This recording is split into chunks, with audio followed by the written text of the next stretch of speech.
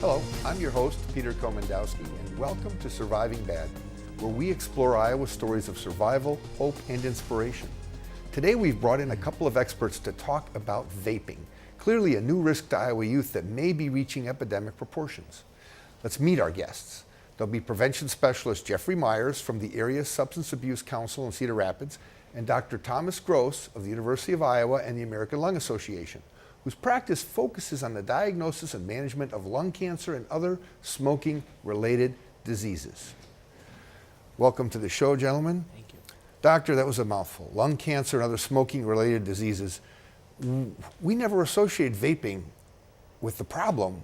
People thought it was a solution. Tell us a little bit about what you do, why you do it, and how your work impacts what we see happening in vaping. Well, thank you, Peter.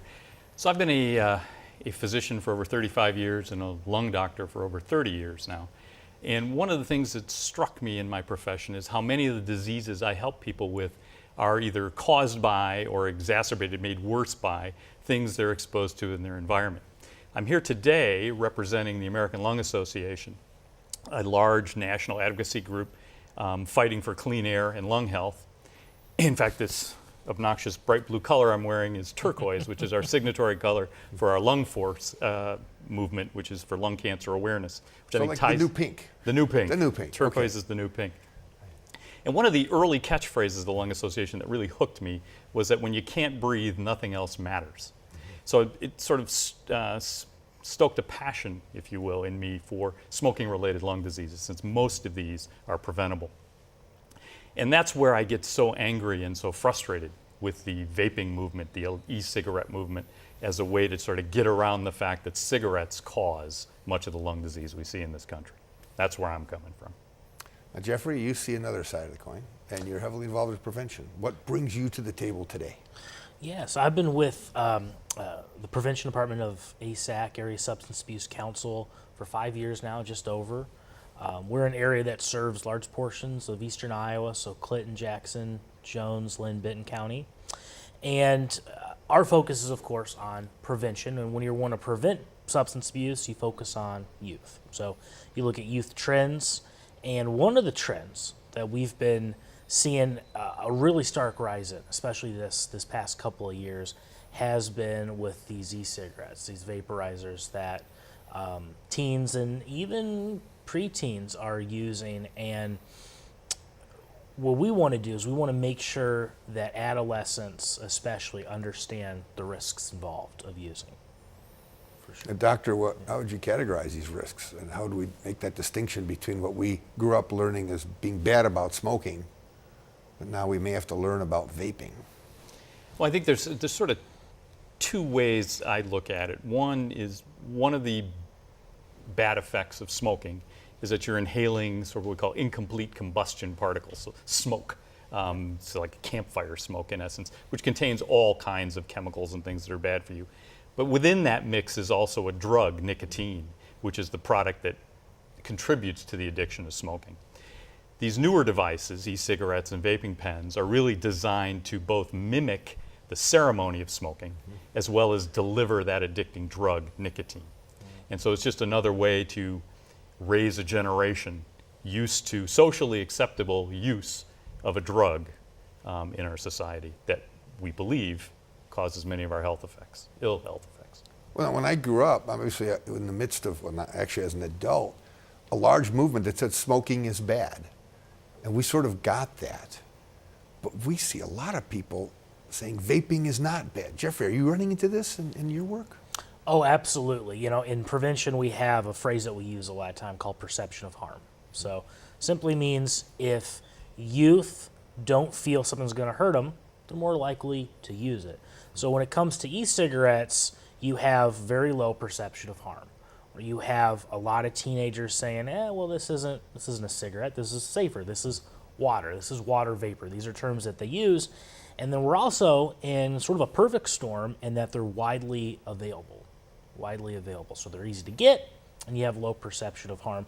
So youth are not really understanding the risks, and a lot of that, I think, comes from how these were initially marketed, these e-cigarettes, when they appeared on the market, and it really has been fairly recently. They were advertised as helping folks to quit smoking. So it was thought of as a cessation aid.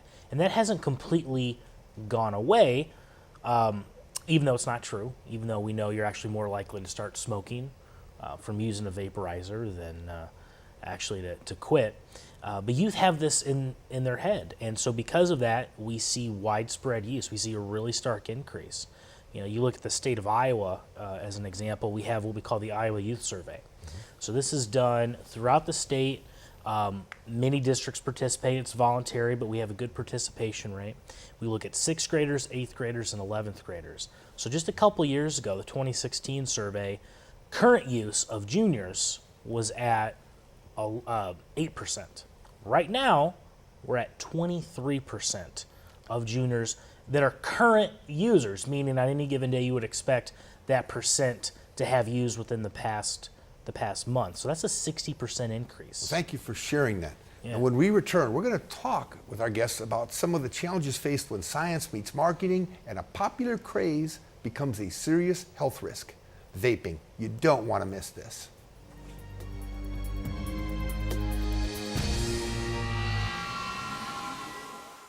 Many teenagers don't understand the dangers and effects of marijuana use. Now it's time for Just the Facts, ma'am. An IQ is a score determined from standardized tests to determine intelligence. An IQ of 100 puts the average person in the 50th percentile of intelligence. Regular marijuana use during teenage years can cause a long-term 8-point drop in IQ. A loss of 8 IQ points drops them to the 29th percentile. For more information, go to drugfreeiowa.org. My dad thinks he can fix anything, but at least once a day, we catch him doing that with our modem. Like things would magically be faster if he could just get it high enough. He doesn't get that it's our phony internet. Looks like I'm gonna have to fix this one. Siri, get me faster internet. Okay, calling Mediacom now. Drop the phony internet and get a real deal. Add Mediacom Internet 60 for just $14.99 a month for a year. Call today. Watching your sister go through withdrawal is the last thing you expect to do. You hope she gets past it, but worry she'll relapse. The story of addiction is all too familiar, but you can change it. That's 2 out of 3. If you or someone you know is in recovery from addiction, share your story with the partnership at drugfree.org, because your story can change someone else's.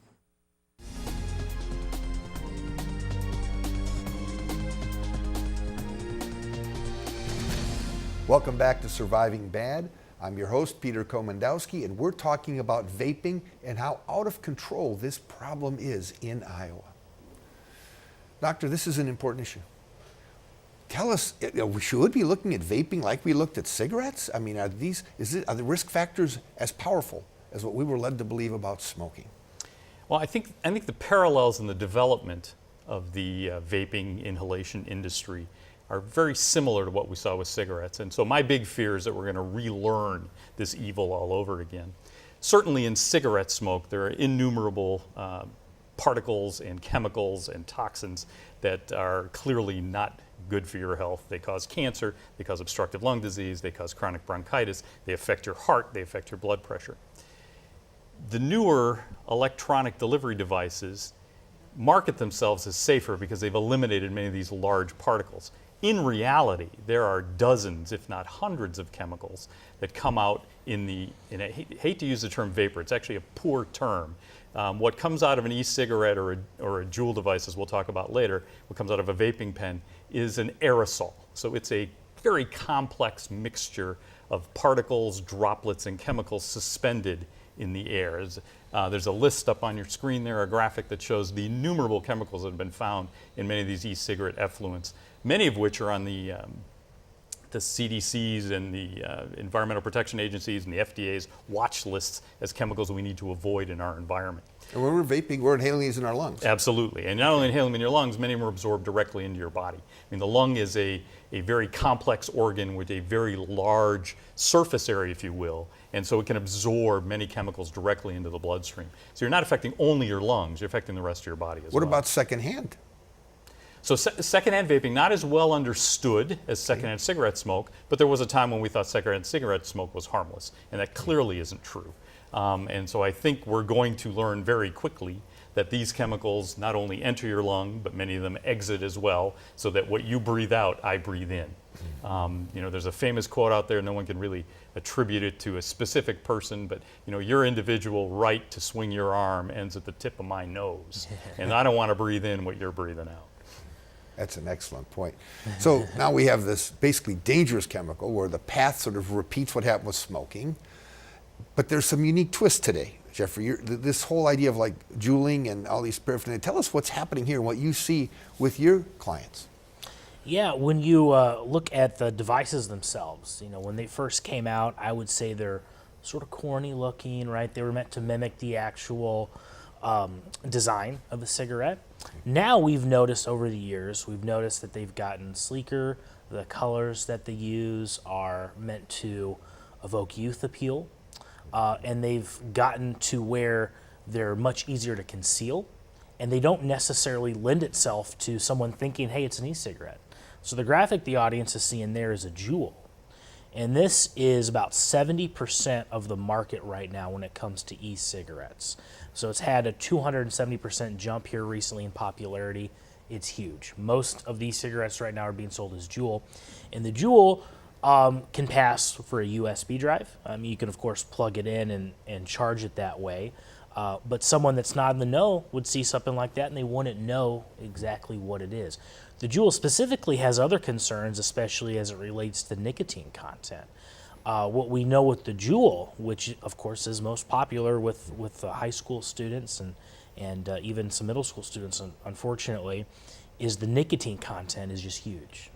The pod that is used, so that's what you would refer to as a cartridge, but in the Juul it's a pod, has enough nicotine content to fill 20 cigarettes, right? So we're looking at something that has an incredible amount of nicotine and it's extremely popular in youth, and that's a concerning trend. When you say extremely popular, what are we seeing in terms of youth use? Well, as I mentioned the last one, we've seen a huge rise, especially in the high school age group. Most common is going to be 15 to 16-year-olds that try this.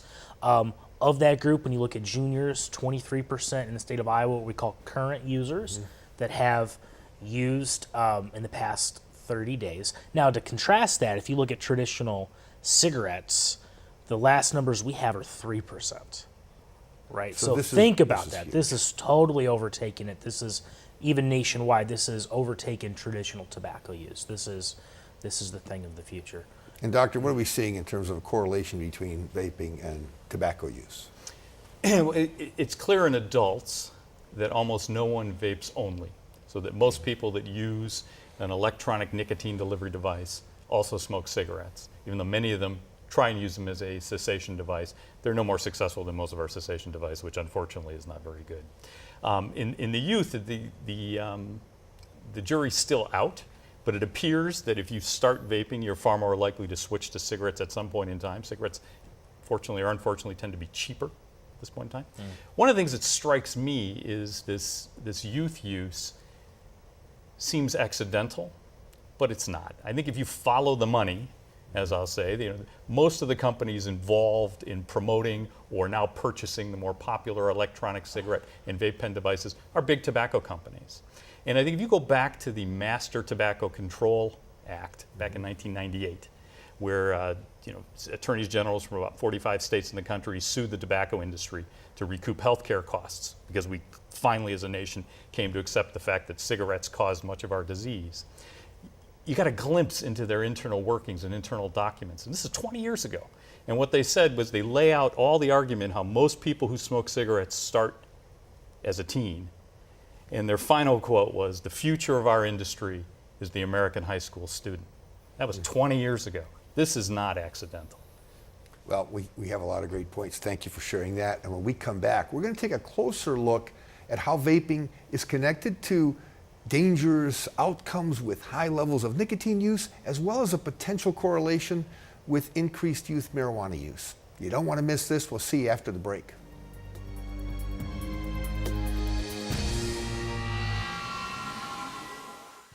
You wouldn't walk through the halls of your school naked, yet without thinking, Many teens sext explicit photos of themselves to friends using cell phones, never thinking it'll go further. But once you hit send, you're exposed. You're out there in cyberspace for everyone to see. Sexting, it's dumb, it's dangerous, and it's against the law.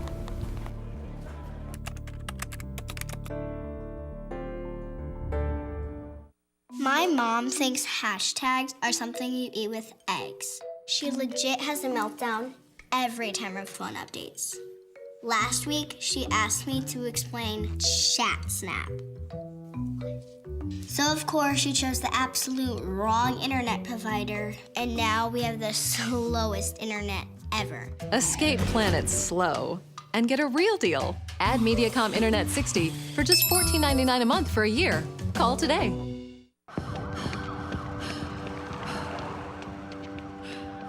After Kylie used coke, she stopped caring about school, friends, or who she had to steal from to get more of it. The story of addiction is all too familiar, but you can change it. Sleeping in, Dad? If you or someone you know is in recovery from addiction, share your story with the partnership at drugfree.org, because your story can change someone else's.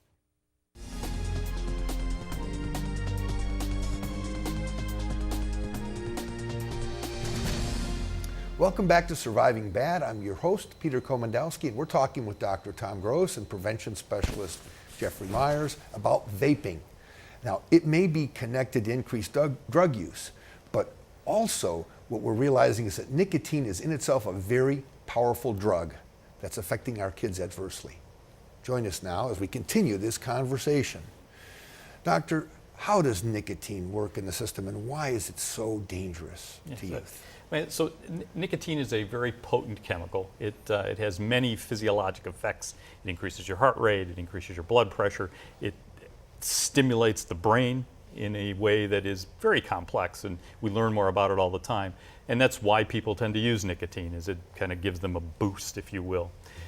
Delivering it inhalationally leads to sort of a roller coastering, if you will, of the blood and brain levels. They go up very high, they satisfy whatever need that is that's being used for, but then they fall very quickly, leading to the craving that we see in someone who's truly addicted to nicotine, which requires then that you get another big dose going up and down, which is why the devices we use to replace nicotine in somebody trying to stop smoking are things, maybe they're patches you put on the skin that delivers a slow, low level to kind of get rid of that roller coaster craving, which is part of the reason that vaping is not a very good method of smoking cessation, because it really mimics a cigarette as opposed to helping with the craving. They're not really designed to treat the addiction, they're designed to feed the addiction. Now, do you build a tolerance so that people would naturally crave more and more higher levels of nicotine? I mean, with most chemicals that have this sort of positive feedback loop on the brain, you become less and less sensitive, so it requires more and more and more over time. So there's some correlation there with what we see with opioids, with heroin, with marijuana, or alcohol for that matter, any other drug, that providing relatively unlimited dosages of these things can create a roller coaster effect that doesn't have a really great outcome. Absolutely. I mean, that's what leads to addiction. Speaking of addiction, Jeffrey, how are you dealing with that from the point of view of nicotine? Is the correlation in your addicted population between cigarettes, marijuana, is that a reasonable sort of correlation to look at? It's definitely a reasonable correlation to look at. There's a number of studies that are emerging that suggest, especially with the adolescent mind, and a lot of people don't realize the brain is not fully matured on average to about 25. So if you introduce an addictive chemical like nicotine, which is extremely addictive, what you're going to do is you're going to prime the brain to be more susceptible for addictions later on. And that's definitely a concern when you're looking at high school age populations, that the majority of the youth using these e-cigarettes have never had, a cigarette or tobacco or anything. They are just using the vaporizer, and they're developing a nicotine dependency that they otherwise wouldn't have had. Well, what does that do? That is going to alter the dopamine levels in the brain. That's going to make them more primed and susceptible for later addictive behaviors. So that could be marijuana. That could take the forms of a number of other things. We know the devices themselves we saw graphics earlier about how easy they are to conceal. They can look like inhalers. They can look like a keypad entry, believe it or not. There's just all sorts of ways that you can hide this. Well, a drug concern is that we're finding a number of substances that you can put in a concentrate form and use with these vaporizers. Most commonly would be THC. So this is the psychoactive chemical for marijuana, but not just THC. There's also meth derivatives, heroin derivatives, all sorts of things that when you use it in a vaporizer, you're concealing it and you're making it easier for the user to hide, and it just lends itself to a lot of issues. So potentially, from a caregiver's point of view, we're talking about a very powerful piece of drug paraphernalia. Could be, potentially, absolutely. Okay. We're finding that's the case, very often. Especially if you already have a youth that is using an e-cigarette. A next natural step for them a lot of times is, well, what else can I do with this? And altering it in the way that they can actually use it with drug substances, there's lots of information on the internet on how to do that. Unfortunately, it's oftentimes common knowledge. So there might be a good time to think that parents beware. It's time to look at youth use of these substances and these tools. Yes. Let's continue that after the break. I'd like you to both think about what advice you would share with our viewers on how they can deal with some of these threats in their homes. After a short break, we'll invite our guests to both share this important advice on how you can help keep your family safe. You don't want to miss this. Vaping is dangerous. It's an issue we have to deal with. See you after the break.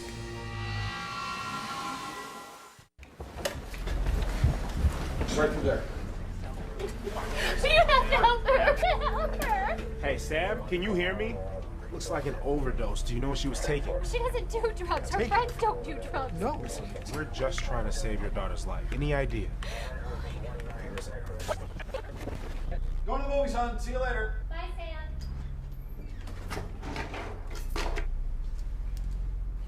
Sam. Sam, wake up. Sharing.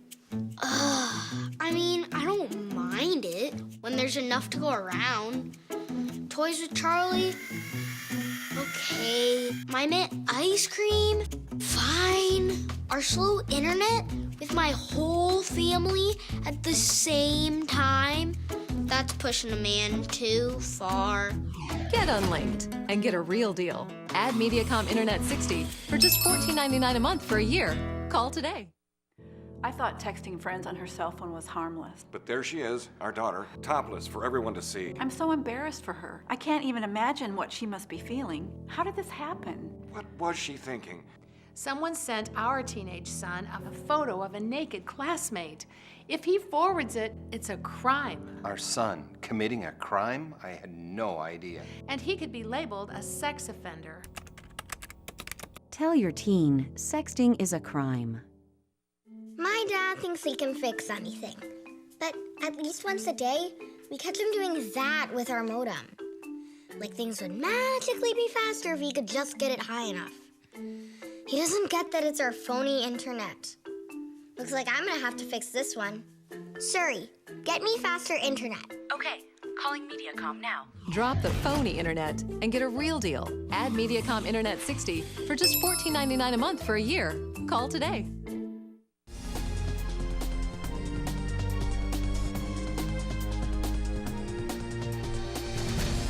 Welcome back to Surviving Bad. We're tackling a big challenge in Iowa, the increase in vaping, nicotine, and addiction. With the help of the American Lung Association and the Area Substance Abuse Council, more Iowans will be able to get the help they need. Let's find out what advice their representatives might give us. Doctor, what would you like to share with parents and users of vaping devices to give them an understanding of how these risks can really impact them in a negative way? I would just say two things. First, I hear an argument sometimes that, well, my kid's going to use just a flavored vape. They like the bubblegum flavor. It doesn't have any nicotine in it necessarily. That they're just doing it for a social event. They'll get over it. They'll outgrow it. Well, there's a lot of chemicals that are pulled through those things into your lungs, many of which we're learning are very, very harmful. Second is historically, I see no reason to believe that the industry is in charge of this movement to deliver nicotine to youth. are anyone we should be able to trust. I, for one, don't want to put the tobacco industry in charge of my youth's lung health. Thank you very much. And Jeffrey? Well, I would say a couple things. For parents, I think it's important to talk to the youth and just ask some questions. Well, why use it? What good are you getting from this, right? So what you're going to do is you're going to develop a dependency later on in life, and no one wants that. And the health effects, as the doctor had mentioned, is just the research is coming out more and more and more. And we know that the consequences, they might not see them in the immediate term, but when we look in the long term, it's going to be there. So parents need to have that conversation about what's this going to do to your goals, what's this going to do to your future, if you're in athletics, even academics with some of the ramifications of nicotine on the brain.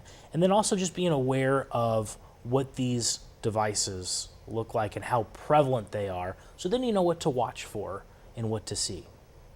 Absolutely. So, doctor, it's safe to say from a medical point of view, a parent needs to really manage any interaction their kids have with these vaping devices. Yeah, I mean, I think you need to be open and honest with your child. You need to give them the facts as they exist out there. You need to be aware. You need to be vigilant. Kids are kids. They're going to experiment. They're going to try things. So the more aware a parent is, the more informed a parent is, I think the more effective a parent can be. Where can people go with your organization to find out more about this issue? So for the Lung Association, I think you can either just search American Lung Association, or you can go to www.lung.org. Lots of good information there, lots of good events, both at a local and national level, that you can participate in. Thank you. And Jeffrey, how do they get a hold of you if they need to look at some adolescent treatment options for this?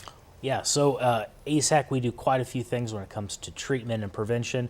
They can find us online at asac.us. We also have an Instagram page and a Facebook page, so we're very easy to connect to, and we always like to stay abreast with new articles that we put out and informational things. And kids can call you too. Absolutely. And kids can go to your website as well. Absolutely. Thank you so very much for sharing these important points. Some of us just don't realize how dangerous vaping can be. And it's an important thing to be careful of. And thank you for joining us on Surviving Bad. Keep your eye on Mediacom MC22 for our next episode, where we explore Iowa's stories of survival, hope, and inspiration. Only on Surviving Bad on Mediacom MC22, your local programming leader.